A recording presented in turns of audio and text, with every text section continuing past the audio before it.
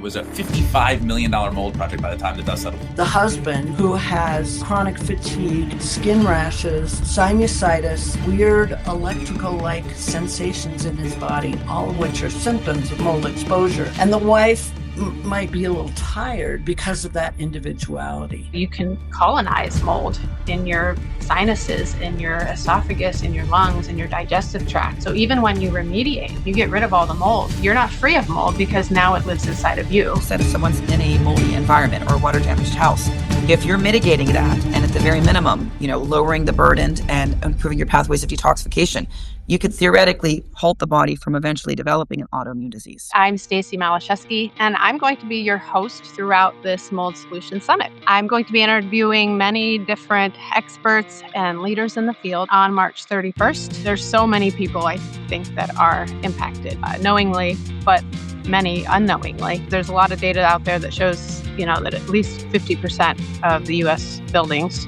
have been impacted by water damage. They've had water damage to some extent. And then there's a lot of buildings, new construction, that are known to be built with wet, moldy materials. They keep ripping the house apart. And by the time it's all said and done, their lives are destroyed. They're $120,000 in debt. Many times they're taking a second mortgage. It's devastating.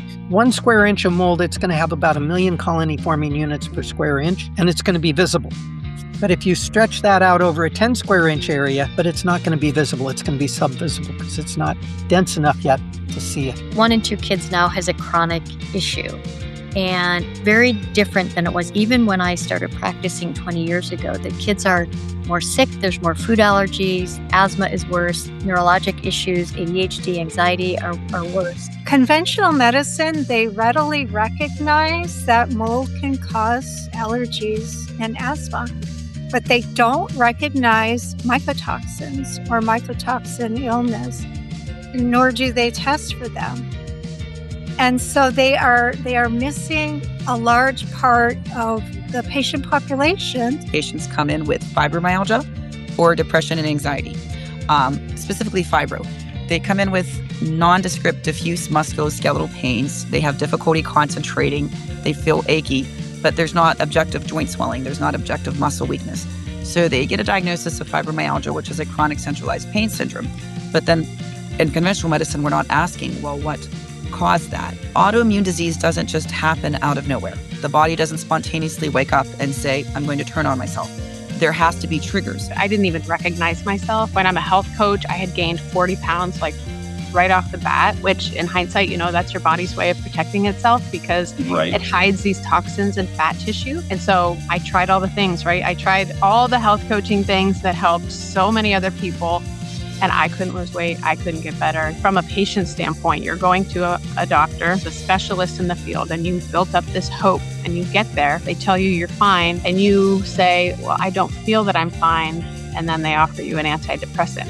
When you go through a mold exposure, this PTSD, this chemical sensitivity that you now have, isn't a sign of brokenness. It's almost a sign of renewal of what you should be.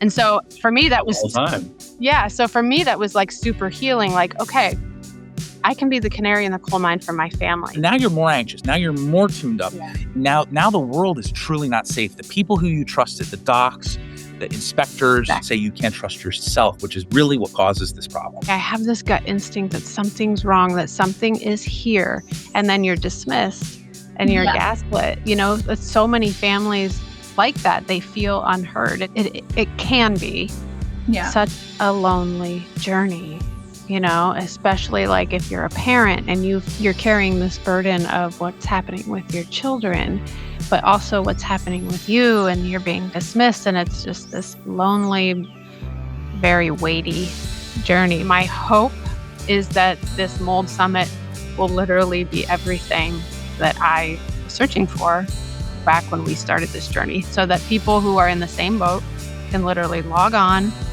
and have this be the one-stop shop for their family, where, if they need information about testing, if they need information about remediation, about safe materials for rebuilding, if they need detox information, how to do this, that, one place, everything you need to know is right here. Please know that you're not alone, because all of these speakers and all of the people that they've touched and all the people that are in those Facebook groups, There's so many people walking the same road. So there is hope out there. There's healing somewhere out there. You just got to keep walking, keep researching, keep learning, and keep going. We are launching the Mold Summit on March 31st. So you have to sign up online.